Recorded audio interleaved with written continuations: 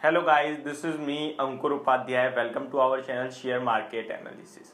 Guys, बात करूंगा walk pharma यानी वॉकहार्ट फार्मा स्टॉक के बारे में। शेयर में बात करी जाए तो करीब करीब 282 के लेवल्स पे शेयर क्लोजिंग देता हुआ दिखाया और 15 रुपये गिरकर बंद हुआ, यानी कि करीब करीब आपका 5% का इसमें गिरावट देखने को मिली है आज के सेशन में आपको। देखिए, ये स्टॉक अभी रिसेंटली कॉर्पोरेट एक्शन से गुजरा है राइट इशू के, जो मैंने आप सभी के साथ शेयर करा था अच्छी तरीके से। और राइट इशू का जो प्राइस था 225 का था, कंपनी की तरफ से ऑफर था, यानी 225 रुपए के भाव पे आपको कंपनी ने शेयर दिया। 300 रुपए पे शेयर ट्रेड कर रहा था। और उसके बाद एक अच्छी खबर आई जहां पे एक अप्रूवल आया, जहां स्टॉक आपको 10-12% ऊपर दिखा, 330 रुपए तक स्टॉक जाता हुआ दिखा।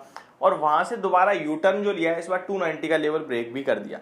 देखिए, स्टॉक की बात करूं तो स्टॉक में करीब करीब 290 के लेवल्स ब्रेक नहीं हो रहे थे लास्ट कुछ टाइम से, लेकिन अब इस स्टॉक में एक नेगेटिव ब्रेकडाउन देखने को मिल रहा है। 3 महीने के चार्ट में अगर मैं स्टॉक में देखूं तो ऊपर करीब करीब 442 के लेवल से स्टॉक वन साइडेड गिरावट दिखा रहा था। 376 से एकदम शार्प गिरावट देखने को मिली, 303 पे आया ये स्टॉक। फिर कहीं ना कहीं आप सभी को पता है राइट इशू के चलते स्टॉक नीचे आना ही था, क्योंकि यार 225 पे राइट इशू रखा है तो कंपनी को वहां कहीं ना कहीं थोड़ा थोड़ा डाउन तो होना ही था, हुआ। और करीब 300 रुपए के पास बेस बना रहा था अपना, और फिर एकदम से गिरावट आई जहाँ 285 289 तक आया।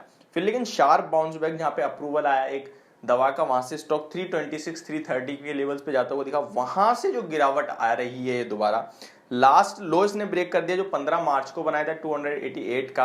अब अगले टारगेट्स क्या होंगे इस स्टॉक के, वो मैं आपको बताऊं।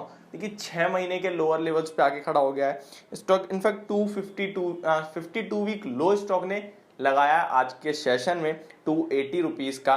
एक साल 6 महीने का देखो तो कंटिन्यू लोअर लो और हायर लो का चार्ट फॉर्मेशन बनता हुआ जा रहा है स्टॉक में। लेकिन जो बड़ी बात है वो ये कि इस बार ये स्टॉक बड़ी गिरावट दिखा सकता है। कहां तक गिर सकता है ये शेयर?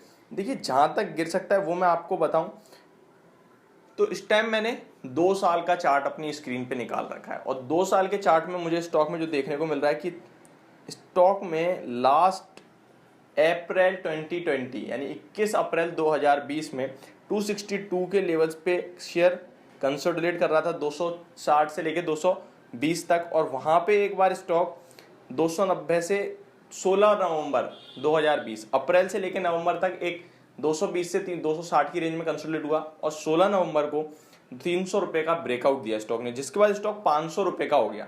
फिर 500 रुपए पे चलते चलते स्टॉक ने ऊपर में 700 रुपए का हाई दिखाया, और 700 रुपए के हाई से स्टॉक कंटिन्यू वन साइडेड गिरता ही चला गया है।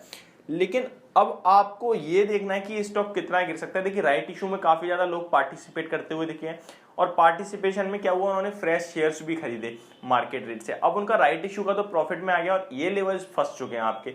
राइट इशू वाले उन्होंने बेक भी दिए, लेकिन अब जो आपके पास पोर्टफोलियो में शेयर रह गए हैं वो लॉस में है। तो उसके लिए आपको क्या करना चाहिए, लॉस बुक कर लेना चाहिए या फिर एक्यूमुलेट करना चाहिए शेयर को, वो मैं आप सभी के साथ शेयर करने वाला हूं। देखिए, स्टॉक की बात करूं तो करीब करीब अप्रैल मई जून जुलाई अगस्त सितंबर अक्टूबर नवंबर 8 महीने का कंसोलिडेशन था स्टॉक का 2020 में 220 से 260 रुपए की रेंज में।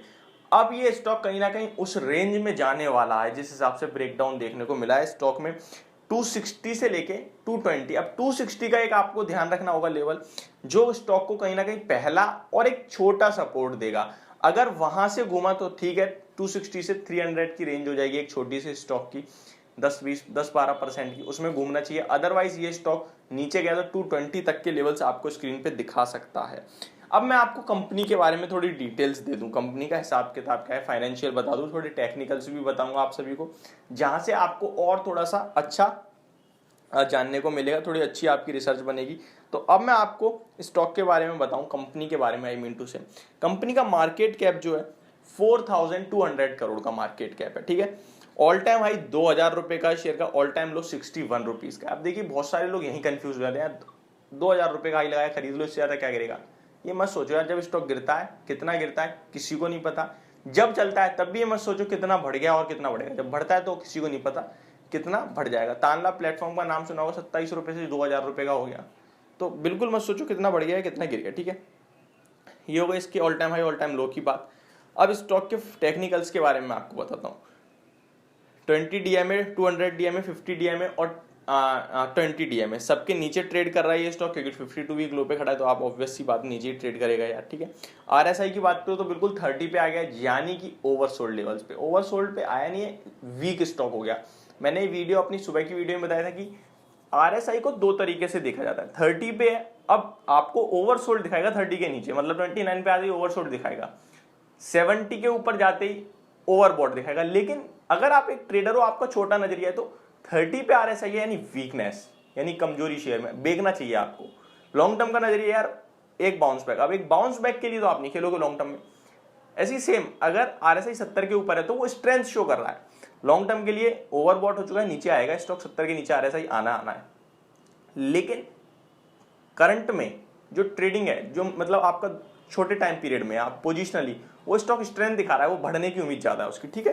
तो RSI 30 पे तो आप बिल्कुल एकदम वीक स्टॉक है और कहीं ना कहीं ओवरसोल्ड के पास पहुंच रहा है, अभी तो बहुत दूर तक ओवरसोल्ड, 20 रुपए तक RSI चला, 20 तक RSI चला जाता है, रुपए माफ करना। इसका पैट की बात करूं तो माइनस 43 करोड़ के लॉस से कंपनी 690 करोड़ के प्रॉफिट पे बैठी थी इस साल, लास्ट ईयर के मुकाबले तो अच्छी चीज है। डेट की बात करूँ तो 1% का डेट है कंपनी पे, डेट अच्छा खासा है, कहीं ना कहीं आप देख सकते हो, बट लास्ट ईयर के मुकाबले कम हुआ है। शेयर होल्डिंग पैटर्न भी बता दूं आपको, तो प्रोमोटर्स 67.13% होल्ड करते हैं, काफी अच्छी प्रोमोटर की होल्डिंग है। FII 2.94% होल्ड करते हैं। DI म्यूचुअल फंड्स बिल्कुल नहीं करते, छोड़ दीजिए, उसकी बात ही करना बेकार है। रिटेल इन्वेस्टर 29.90% होल्ड करते हैं, तो प्रोमोटर्स का भरोसा है कंपनी पे, ये काफी अच्छा लगा देख के। अब आपको फाइनल अपना व्यू देता हूँ, मेरा व्यू स्टॉक पे नेगेटिव बन रहा है चार्ट के अकॉर्डिंग, क्योंकि देखिए मैं चार्ट प्ले करता हूँ, यहाँ पे जितने लोग मेरी वीडियो देख रहे होंगे शायद लॉन्ग टर्म के लिए बहुत कम होंगे, और लॉन्ग टर्म में जो भी बदलाव होगा वो चार्ट पे आएगा, और जब चार्ट पे बदलाव आएगा तो आपको रिकमेंडेशन आएगी। और मुझे अभी नेगेटिव ब्रेकडाउन देखने को मिल रहा है स्टॉक में, मुझे नीचे के लेवल्स दिख रहे हैं स्टॉक में, तो मेरा व्यू नेगेटिव है। तो कोई फ्रेश एंट्री लेना चाहता है, मैं उससे कहूँगा कि इग्नोर कर दे स्टॉक, कहीं और आप एंट्री ले सकते हैं। और अगर जिसके पास है वो अपना लॉस बचाना चाहता है तो एक SL रख ले, जो कि कहीं ना कहीं आपका 265 260 का होना चाहिए। तो ये मेरी वीडियो वॉक फार्मा पे, होप आप सभी को समझ में आई होगी। Thank you so much for watching this video, have a great day guys.